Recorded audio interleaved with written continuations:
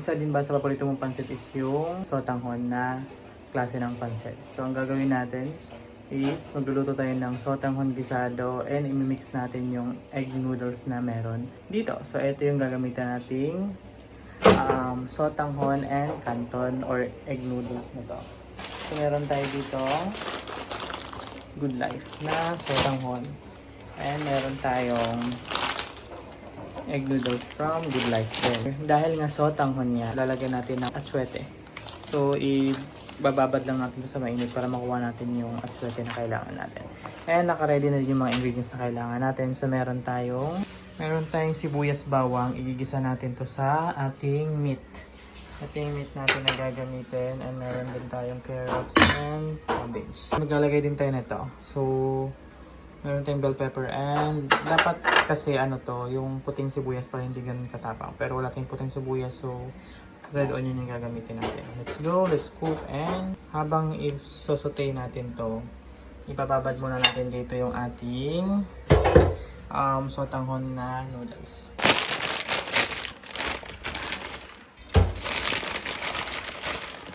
So 500 grams to.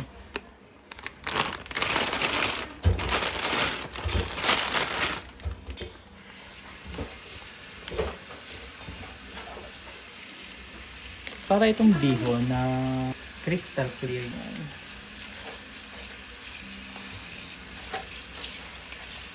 Babad natin to and then magsusutay tayo ng mga sangkap natin. Let's go!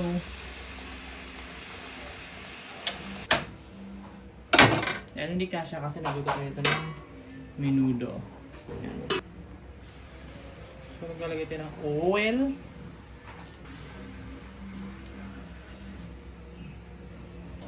Medyo damihan natin yung oil kasi nga parang i-fry natin yung meat natin dito eh. Chicken meat yun yung parang breast na tinanggalan ng purong laman. Okay. Mainit na yung ating mantika and iyan na natin itong chicken.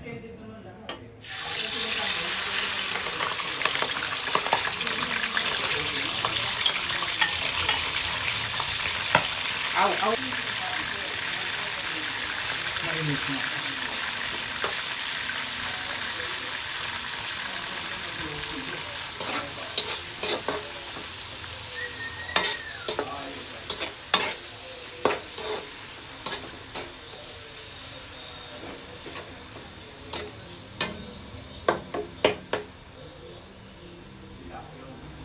Habang bubusan natin to, ang gagawin natin is maglalagay tayo ng supposed to be powder dapat to pero wala tayong powder kasi so ang gagawin ko na lang is ito ang gagawin ko for coloring lang naman.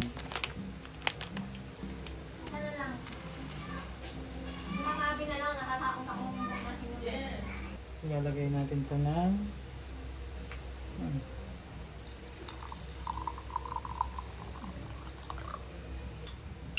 ayun. Babad lang natin to para kumulay. Pilang kukulang ko siya.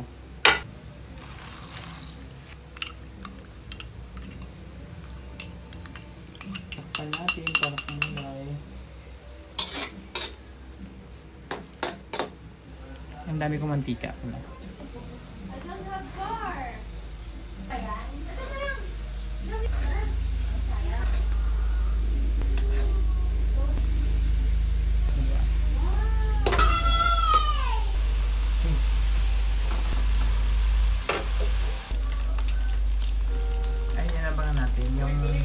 Yung tilamsikan na tahan.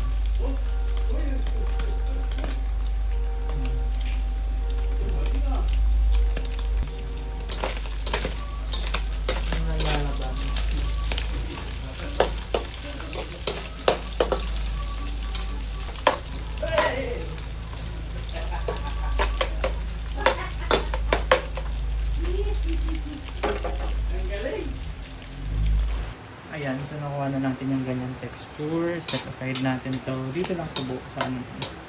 Malaglag ko yung isa. Kaya natin ng sibuyas and bawang. So bawang muna. Ulan.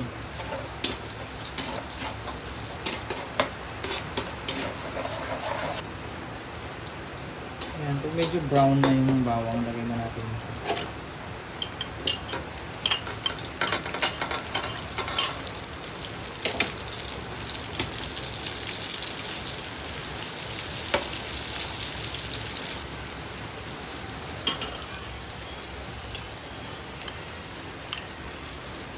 Para hindi makulay itong ano na to. Shrimp na cubes to.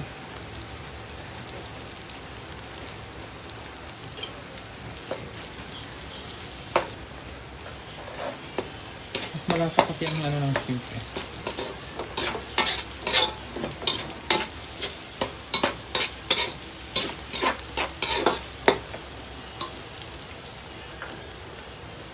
Yung inano natin ano to. Pero hindi siya makulay or isip na.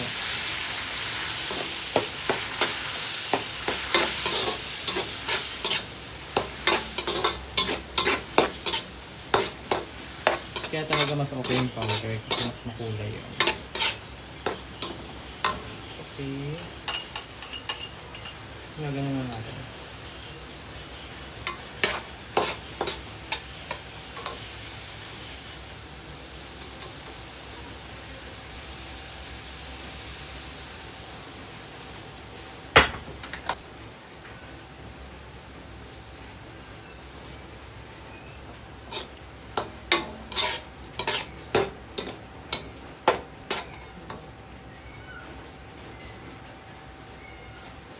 Set aside muna natin yun para mamaya maglalagay na lang tayo. So, ilagay na natin yung ating carrots.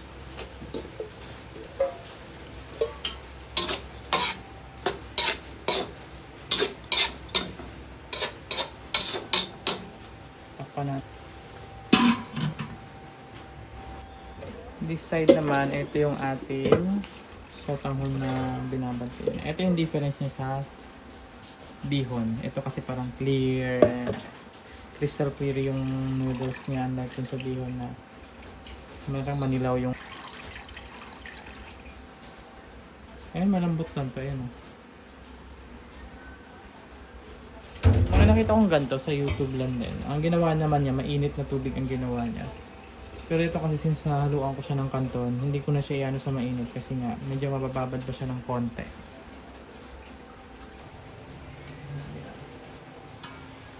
Yan.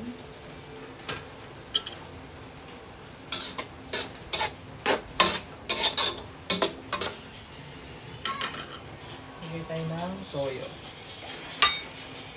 Hi kuya, opo. Lipi.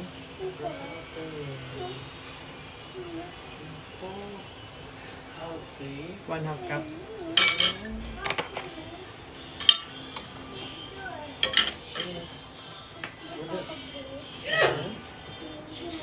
Opo, wait lang po mag-ano.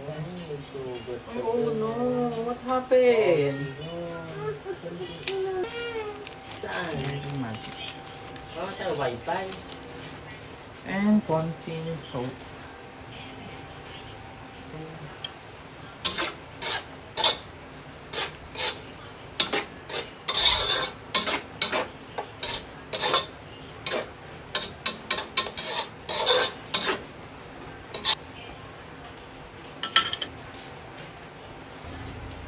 Maglalagay na tayo ng water.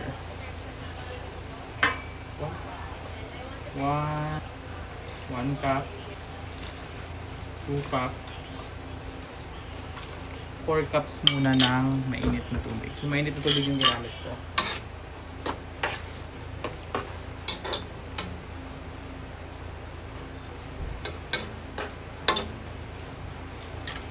Lalagay na natin yung ating repolyo.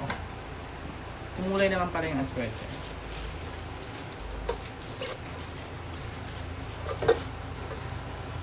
Tapos lalagyan ko pa ng oyster sauce. This is yung gamitin natin. 20 to 90 grams.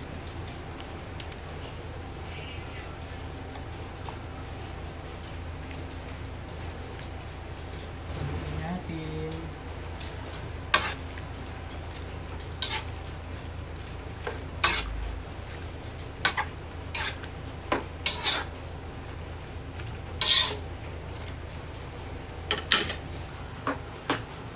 Lagay na natin yung noodles natin.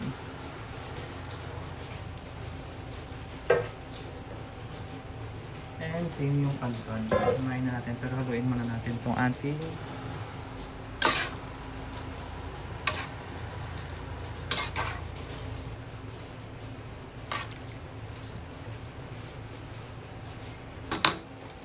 lagay na natin yung canton or yung egg noodles natin. Mga 2 to 3 minutes lang naman yung cooking time nito.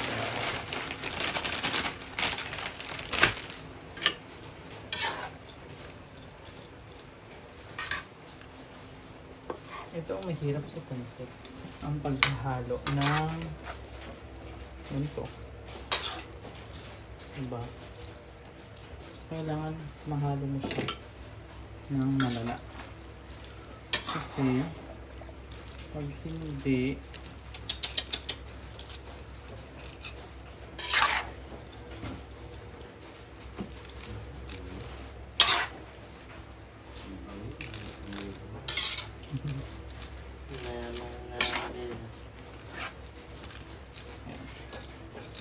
so takpan natin pero maglalagay ulit tayo ng 1 cup ng tubig na mainit para hindi matuyo.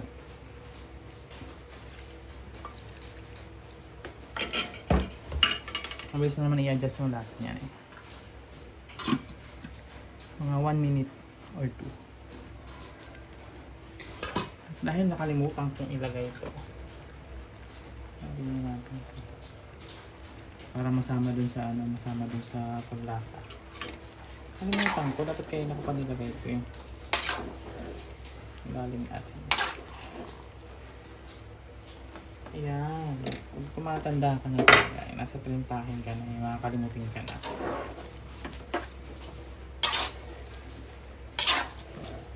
People come and go.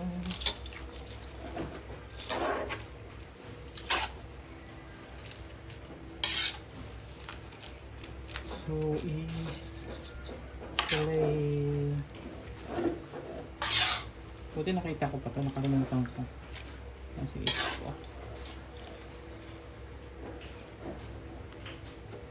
Ay nga po, mahirap na itong haluin. Ito nga po siya. Gumagalaw pa itong ating kawali.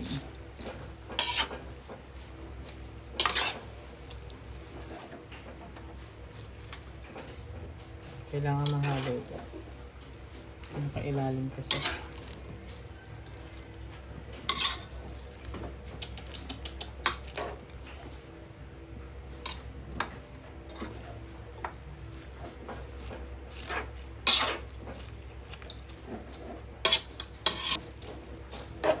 Kaya kung magluluto kayo ng ganito, huwag sa maliit na kawali. Mahihirapan talaga kayo.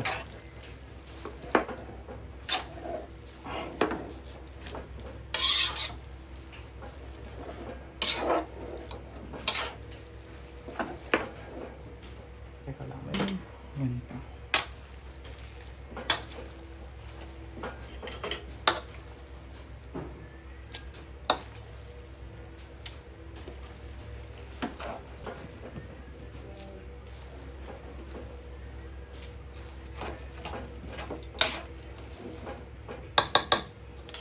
So, naka-5 cup na tayo. Magdadagdag pa tayo ng isang cup.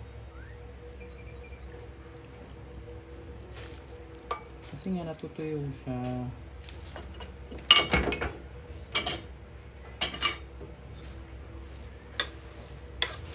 Hindi ko natatakpan. Ito mahirap sa akin. Suotan ko na yun. Umumuo. Yan, tiyan na.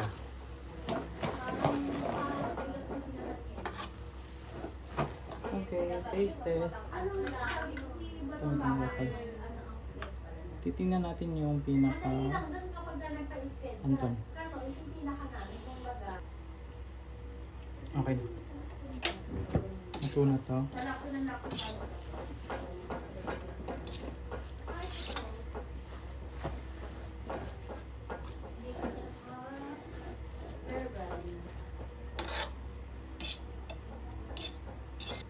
tatakpan ko. Pero nakapatining apoy niya.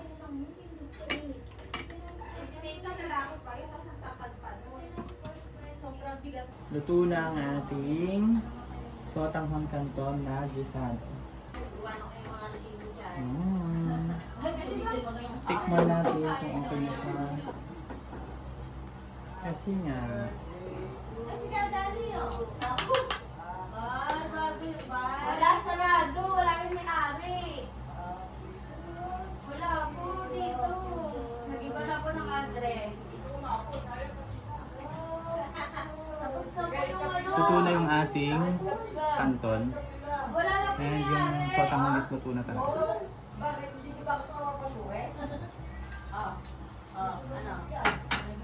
Kung ano yung nasa niya.